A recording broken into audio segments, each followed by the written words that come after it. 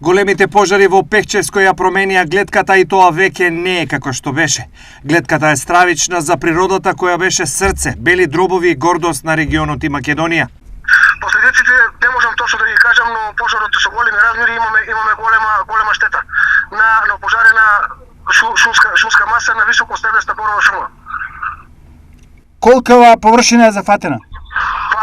Површината е голема, прецизно не можам да ви кажам, во наредни денови ќе видите точна информација за површината, но се работи за голема површина. Имавме искуство од пред неколку години со пожарите, можам да кажам дека пожарот што беше пред 3 години и овој денешниот и вчерашниот пожар е налик на тој пред 3 години. Со исти големи размери.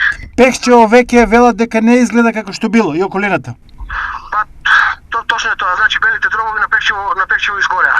Вчера и денес тамо со огнениот пекол се борат пожарникари, граѓани и доброволци. Верувате, местното население и помошта од околните градови ни најдена голема помош за да се стават некои делови под контрола. Некои делови се уште плантат, но верувате, хеликоптерите од Савале што идуваат на терен не завршија голема работа, за некои делови да се турат под контрола. Но се уште беснеат пламени јазици по теренот. Паралелно, пожарот без вода ги остави жителите од повеќе села, но и градот Пехчево. Моментално е добра, водоводниот систем е стаднет од страницата, вчера беше под закана да биде пожарена, таа е во добра состојба, спасена е, така да мислам дека немаме проблем со водоснабдувањето.